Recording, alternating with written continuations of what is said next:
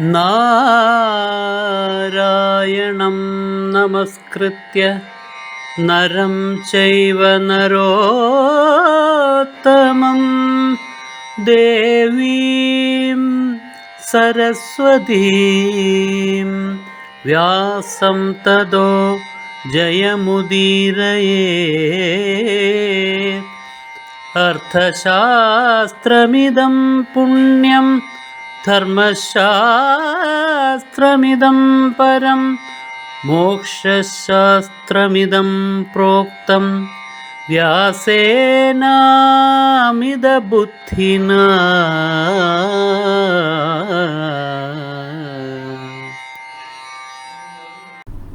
കാരണം എന്നോടൊപ്പം വരിക. ഭുക്ഷ്വരാജ്യം മഹാബാഹോ ഭ്രാതൃഭിः സഹ പാണ്ഡവൈः. നിന്റെ സഹോദരന്മാരായിരിക്കുന്ന പാണ്ഡവന്മാരോടൊപ്പം അല്ലയോ കർണ, നിനക്ക് കൈവരുന്നതായി മഹാരാജ്യത്തെ നീ സന്തോഷത്തോടു കൂടിയിട്ട് അതിൽ ചക്രവർത്തിയായിരുന്ന് അനുഭവിക്കുക. അതിലെ സുഖങ്ങളെല്ലാം നീ അനുഭവിക്കുക. ജപൈർ ഹോമൈശ്ച സംയുക്തോ മംഗളൈശ്ച പൃഥഗ്വിധൈഃ.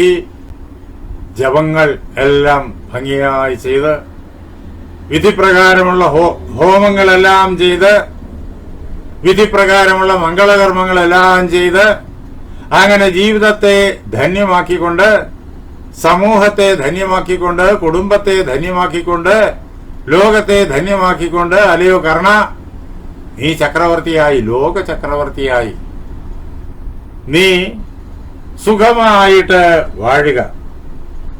ആ അവസരത്തില് നിന്നെ സേവിക്കാൻ ഈ ലോകത്തിലുള്ള എല്ലാവരും ഉണ്ടാകും. പുരോഗമശ്ചതേ സന്തു ദ്രാവിഡാ സഹ കുന്തളൈഹി. നിന്റെ ഘോഷയാത്രയില് നിന്റെ മുന്നാലെ നടക്കാനായിട്ട് ദ്രാവിഡ ദേശത്ത് നിന്ന് വന്ന വീരന്മാര്, ആയുധധാരികളായ വീരന്മാരുണ്ടാകും. ദ്രാവിഡ ദേശത്ത് നിന്ന് വന്ന രാജാക്കന്മാരുണ്ടാകും. ചോളന്മാരും ചേരന്മാരും പാണ്ഡ്യന്മാരും എല്ലാവരും ഉണ്ടാകും. എന്ന് മാത്രമല്ല കുന്തള ദേശത്ത് നിന്ന് വന്ന വീരന്മാരുണ്ടാകും. അതേപോലെ ആന്ധ്രാസ്ഥാലജരാശ്ചൈവ, ആന്ധ്രദേശത്ത് നിന്ന് വന്ന രാജാക്കന്മാരും അവിടെ നിന്ന് വന്നതായ വീരന്മാരായ യോദ്ധാക്കളും ഒക്കെ ഉണ്ടാകും. ഇങ്ങനെ ഭാരതഖണ്ഡത്തിലുള്ള സകല രാജാക്കന്മാരും ജനസമൂഹങ്ങളും നിന്നെ സേവിച്ചുകൊണ്ട് നിന്റെ എല്ലാ രാജകീയമായിട്ടുള്ള കർമ്മങ്ങളിലും പങ്കെടുക്കും. ആ അവസരത്തിൽ സ്തുവന്തു ത്വാം ച ബഹുഭി സ്തുതിഭി സൂതമാഗധാഃ. സൂതന്മാരും ആഗധന്മാരും രാജാക്കന്മാരെ പാടി സ്തുതിക്കുന്ന കവികളും പാട്ടുകാരും ഒക്കെയാണ് അവര്. അങ്ങനെ സൂതന്മാരും ആഗധന്മാരും നിന്നെ പല പ്രകാരത്തിലുള്ള മനോഹരങ്ങളായ സ്തുതികൾ കൊണ്ട് സ്തുതിക്കട്ടെ. അവരെല്ലാവരും നിന്നെ പ്രശംസിക്കും. രാജാവിനെ പ്രശംസിക്കുന്നതായ ധാരാളം കീർത്തി ഗാനങ്ങൾ ഉണ്ടാകും. ഇതിനിടയ്ക്ക് ഒരു കാര്യം കൂടി ഒന്ന് സൂചിപ്പിക്കട്ടെ. നമ്മുടെ കേരളക്കരയില് 2000 വർഷം മുമ്പ് ചേര സാമ്രാജ്യമുണ്ടായിരുന്നു. ആ ചേര സാമ്രാജ്യത്തിലെ 10 രാജാക്കന്മാരെ കുറിച്ച് നമ്മുടെ അന്നത്തെ കേരളത്തിലെ കവികൾ, കപിലർ, ഭരണർ തുടങ്ങിയതായ കവികൾ അവരെഴുതിയ പാട്ടുകളുണ്ട്. 10 എന്നാണ് അതിന്റെ പേര്. അത് ഇന്നും ലഭ്യമാണ് മലയാള വിവർത്തനത്തോടുകൂടി. അന്നത്തെ മലയാള ഭാഷയിൽ എഴുതിയതാണ്. ആ അന്നത്തെ മലയാള ഭാഷ ഇന്ന് നമുക്ക് അത്ര എളുപ്പത്തിൽ പിടികിട്ടൂല.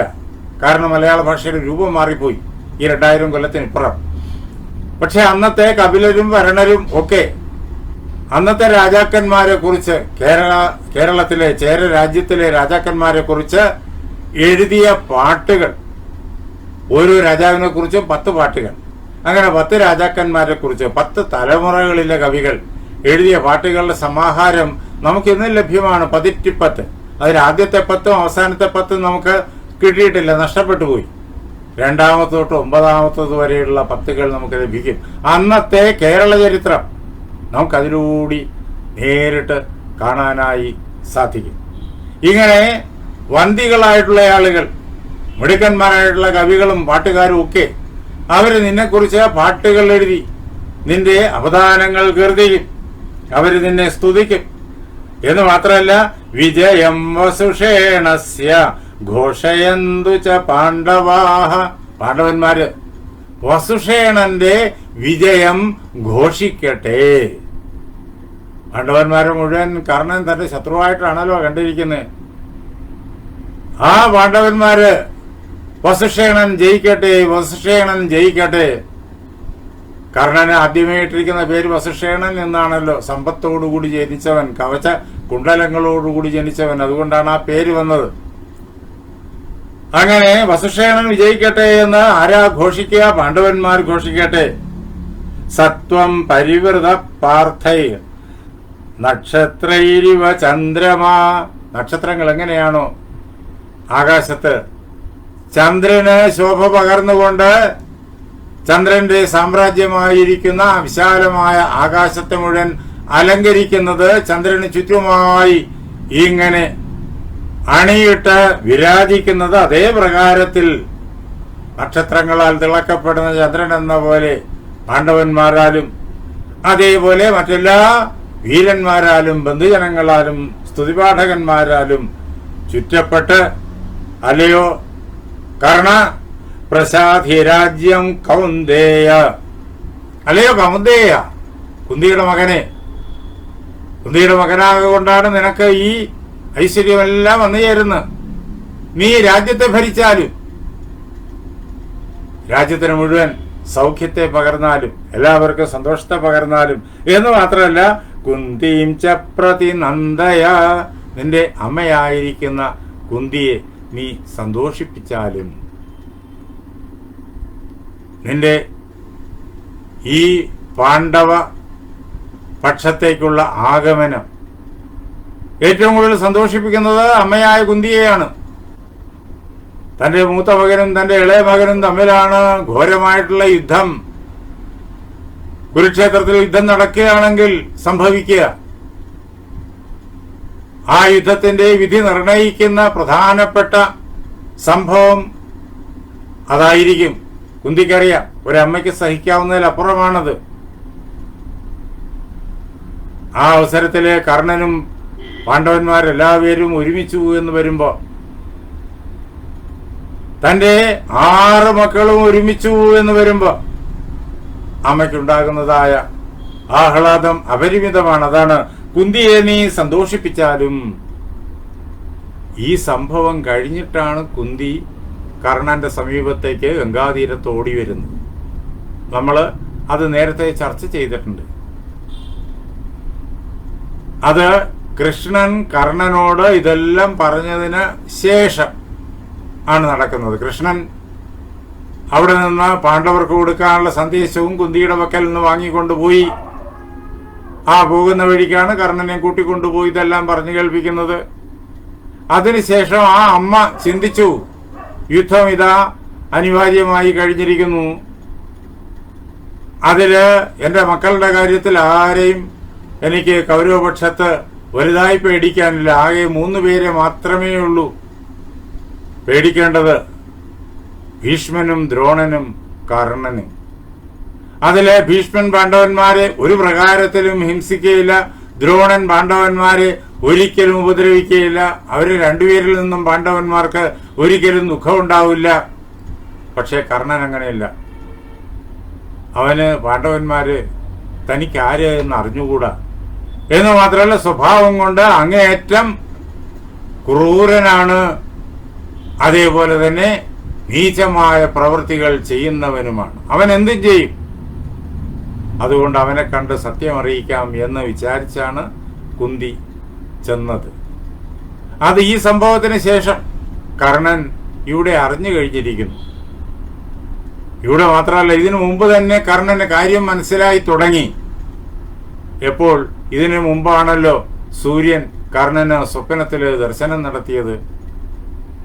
ആ അവസരത്തില് കർണന് കാര്യം എല്ലാം കൃത്യമായി പിടികിട്ടി. അശ്വനദിയിലാണ് കുന്തി ഒഴുക്കി വിട്ടത്. അശ്വനദിയിൽ നിന്നിട്ടാണ് അതിരഥന് ഒരു കുഞ്ഞിനെ ലഭിക്കുന്നതും. വളരെ സുരക്ഷിതമായിട്ട് ഒഴുക്കിവിട്ട ആ യാനപാത്രത്തിൽ നിന്ന് കുഞ്ഞിനെ ലഭിക്കുന്നു. സൂര്യനെ പോലെ ജ്വലിക്കുന്ന ഒരു കുഞ്ഞ്. മക്കളില്ലാത്ത ആ സൂതൻ, അതിരഥൻ കുഞ്ഞിനെ എടുത്തുകൊണ്ട് വീട്ടിലേക്ക് പോയി. തൻ്റെ ഭാര്യയുടെ കയ്യിൽ കൊടുത്തു. ആ ഭാര്യയ്ക്കും രാധയ്ക്കും വലിയ സന്തോഷമായി തീർന്നു. ജീവിതത്തിലെ ഏറ്റവും വലിയ സൗഭാഗ്യം അതായി തീർന്നു. ആ അശ്വനദിയിൽ കുഞ്ഞിനെ ഒഴുക്കി വിട്ടു എന്നുള്ളത് കർണൻ അറിയാം. ആ നദി വരുന്നത് കുന്തിഭോജന്റെ രാജധാനിയുടെ സമീപത്തു കൂടിയാണ്. അങ്ങനെ വരുമ്പോ ഇത്ര സുരക്ഷാ സന്നാഹങ്ങളോടുകൂടി ഒഴുക്കിവിടാൻ കഴിയണമെങ്കിൽ സാധാരണക്കാർക്കാർക്കും അത് സാധിക്കില്ല. കാരണം കാരണങ്ങളൊക്കെ ചിന്തിക്കുന്നുണ്ട്. മാത്രമല്ല, സാധാരണക്കാരെ സംബന്ധിച്ചിടത്തോളം ഇങ്ങനൊരു ആവശ്യവുമില്ല. ഈ കവചകുണ്ടലങ്ങൾ താൻ സാധാരണ മനുഷ്യനല്ല, ഈശ്വരീയമായ അനുഗ്രഹം പ്രത്യേകമായുള്ള മനുഷ്യനാണ്. മറ്റാർക്കുമില്ലാത്തതായ ജന്മസിദ്ധമായ ദിവ്യമായിരിക്കുന്ന ഈ കവചകുണ്ടലങ്ങൾ, അതും കർണൻ മനസ്സിലാക്കിയിട്ടുണ്ട്. ഇതെല്ലാം കൂടി ചേർത്ത് സൂര്യൻ ഇപ്പോഴിതാ തന്നെ ഉപദേശിക്കാൻ സ്വപ്നത്തിൽ വന്നുമിരിക്കുന്നു. ഇത്രയേറെ വാത്സല്യത്തോടുകൂടി സംസാരിക്കുന്നു. നീ എൻ്റെ മകനാണെന്ന് പറഞ്ഞില്ലെന്ന് മാത്രം, പക്ഷേ വളരെ വ്യക്തം.